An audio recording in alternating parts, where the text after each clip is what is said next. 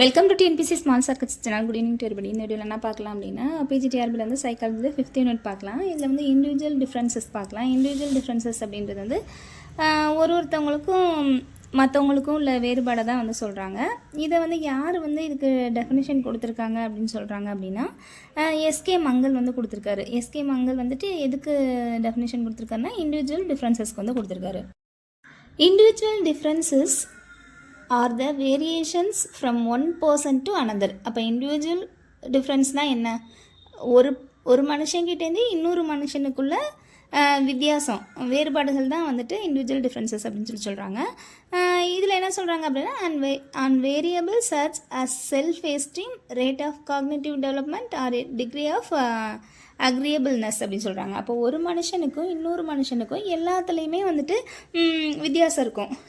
ஒரு விஷயத்தை ஏற்றுக்கொள்ள தன்மை, ஒருத்தவங்க வந்து இப்போ ஒரு விஷயத்த சொல்கிறோம் அப்படின்னா அதை ஏற்றுக்கிறது வந்து சிலர் வந்து ஈஸியாக ஏற்றுப்பாங்க, சிலர் வந்து அவங்களால ஏற்றுக்க முடியாது. சில பேர் வந்து சில விஷயத்தெல்லாம் கேட்டோன்னே மயக்கம் போட்டுருவாங்க. ஸோ இந்த மாதிரி வந்து அவங்க ஏற்றுக்கக்கூடியது. அதே மாதிரி வந்து அறிவை வளர்த்துக்கிறது. ஒருத்தவங்க ஒரு தடவை சொல்லிக் கொடுத்தா டக்குன்னு புரிஞ்சுப்பாங்க, ஒருத்தவங்க வந்துட்டு ஒரு 10 தடவை சொல்லிக் கொடுத்தா கூட புரிஞ்சிக்க மாட்டாங்க. இந்த மாதிரியெல்லாம் டிஃப்ரென்சஸ் வந்து இருக்குது அப்படின்னு சொல்கிறாரு. அப்போ இண்டிவிஜுவல் டிஃப்ரென்சஸ்க்கு வந்து டெஃபினிஷன் கொடுத்தவங்க கேட்டால் எஸ்கே மங்கள் என்ன கொடுத்துருக்காருன்னா, individual differences are the variations from one person to another on variable such as self esteem, rate of cognitive development or degree of agreeableness அப்படி சொல்லி கொடுத்துருக்காங்க. அடுத்து வந்து டைப்ஸ் ஆஃப் இண்டிவிஜுவல் டிஃப்ரென்சஸும் காசஸ் ஆஃப் இண்டிவிஜுவல் டிஃப்ரென்சஸும் கொடுத்துருக்காங்க. இதெல்லாம் அந்தளவுக்கு தேவையில்லைன்னு நினைக்கிறேன். அடுத்து வந்துட்டு லேர்னிங் கர்வ் கொடுத்துருக்காங்க. இது வந்து கொஷின் வரலாம். லேர்னிங் கர்வில் வந்துட்டு மொத்தம் வந்துட்டு 4 கர்வ் வந்து கொடுத்துருக்காங்க. ஒன்று வந்து லீனியர், இன்னொன்று வந்து பாசிட்டிவ், இன்னொன்று நெகட்டிவ், இன்னொன்று வந்து எஸ் டைப்பு. ஸோ 4 கொடுத்துருக்காங்க. Linear learning curve, positive learning curve, negative learning curve, அடுத்து எஸ் டைப் லேர்னிங் கர்வ், இந்த மாதிரி கொடுத்துருக்காங்க. இதில் வந்து லீனியர்ன்றது வந்து எதை சொல்ல, இப்போ ஒரு பையன் படிக்கிறான் அப்படின்னா முன்னேற்றமும் இருக்காது, பின்னாடியும் போக மாட்டான்.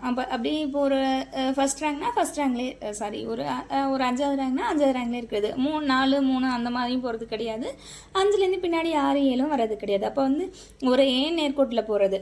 அடுத்து பாசிட்டிவ்னா ஸ்டார்டிங்கில் ரொம்ப கம்மியாக, அதுக்கப்புறம் போக போக கூட வருது. ஸ்டார்டிங்கில் ஒரு 10வது ரேங்க் எடுக்கிறான் அப்படின்னா அதுக்கப்புறம் வந்து 6, 4, 2 அப்படி முன்னேற்றமாக இருக்கிறது வந்து பாசிட்டிவ் லேர்னிங் கர்வ்னு சொல்கிறாங்க. அடுத்து வந்து நெகட்டிவ் லேர்னிங் கர்வ் அப்படின்னா என்ன அப்படின்னா, ஸ்டார்டிங்கில் நல்லா படிக்கிற பையன் இப்போ ஒரு 3வது ரேங்க் எடுக்கிறான் அப்படின்னா அடுத்து வந்து 2, 1 எடுக்காமல் 5, 7, 8 அந்த மாதிரி பின்னோக்கி வர்றது, இதை வந்து நெகட்டிவ் சொல்கிறாங்க. அடுத்து வந்து எஸ் டைப் லேர்னிங் கர்வ். இதில் தான் நம்ம கொஷின் வர வாய்ப்பு இருக்குது. ஏன்னா வந்து இதில் வந்து அந்த லேர்னிங் கர்வ் வந்து எப்படி இருக்குன்னா, ஒன்று வந்து லீனியர் வந்து ஒரே மாதிரி இருக்குமா, பாசிட்டிவ் வந்துட்டு கொஞ்சம் கம்மியாலேருந்து கூட இருக்குமா, அடுத்து நெகட்டிவ் வந்து கூடலேருந்து குறைச்சி வருமா. இது அப்படி கிடையாது, அப்படியே வளைஞ்சு நெளிஞ்சு அப்படி இருக்கும்.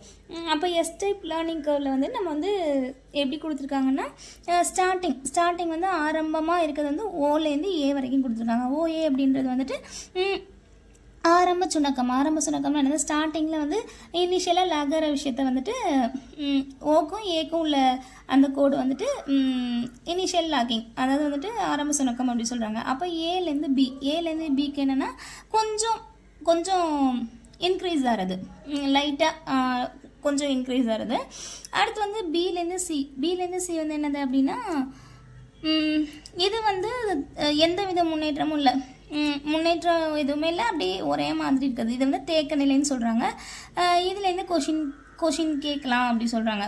பிசி வந்து இதில் வந்து எஸ் டைப்பில் வந்து எது வந்து தேக்க நிலை அப்படின்னு சொல்லி பார்த்தோன்னா பிசி தான் சொல்கிறாங்க.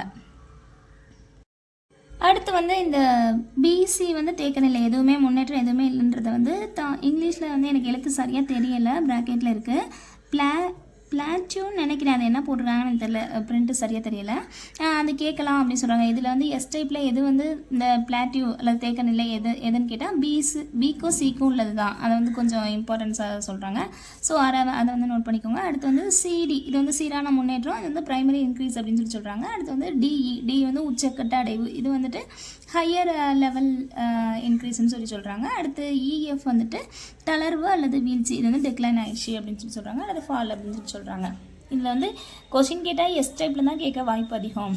இதில் தான் அந்த ஏபி அந்த இதை வச்சு எதுன்னு சொல்லி கேட்க வாய்ப்பு அதிகம்னு சொல்கிறாங்க. இதில் முக்கியமாக வந்து இந்த பிசி இதுதான் தேக்க நிலை, அதுதான் வந்து சொல்கிறாங்க. இது நம்ம எப்படி ஆச்சுன்னா பிசிக்கு மட்டும் தான் வேலை கிடைக்காம தேக்க நிலையில் நிறைய பேர் இருக்காங்க அப்படி சொல்லி சும்மா ஒரு கோட் வேர்டுக்காக ஞாபகம் வச்சுக்கலாம். பிசிக்கு வந்து அதிகமாக நம்ம வந்து தேக்க நிலையில் இருக்கோம் வேலை இல்லாமல், அதனால் வந்துட்டு அதை ஞாபகம் வச்சுக்கலாம் இந்த எஸ் டைப்பில் வந்துட்டு. இது நான் சும்மா ஒரு க்ளூக்கு தான் சொல்கிறேன். அடுத்து வந்துட்டு types of transfer of training or learning. Transfer of லேர்னிங்னா ஏற்கனவே கற்றுக்கிட்ட ஒரு விஷயம் புதுசாக ஒரு டாஸ்க்கை வந்து நம்ம கற்றுக்க ஹெல்ப் பண்ணுது அப்படின்னா அது வந்து ட்ரான்ஸ்ஃபர் ஆஃப் லேர்னிங் சொல்கிறாங்க. இதில் types of transfer of learning என்னென்னா பாசிட்டிவ், நெகட்டிவ், ஜீரோ. பாசிட்டிவ் என்னென்னா ஏற்கனவே கற்றுக்கிட்ட ஒரு விஷயம் இன்னொரு புதுசாக கற்றுக்கிறதுக்கு அது ஹெல்ப் பண்ணுதுன்னா அது பாசிட்டிவ். இப்போ 2 டேபிள் கற்றுருக்கோம் அப்படின்னா அது வந்து நமக்கு மல்டிப்ளிகேஷனுக்கு ஹெல்ப் பண்ணுது அப்படின்னா அது வந்து பாசிட்டிவ். இப்போ 2 டேபிள் வந்து கற்றுக்கிட்டதுனால நமக்கு 3 டேபிள் கற்றுக்கிறதுக்கு கஷ்டமாக இருக்குன்னா அது நெகட்டிவ். அது ஹெல்ப்பும் பண்ணலை மைனஸும் பண்ணலைன்னா அது ஜீரோ.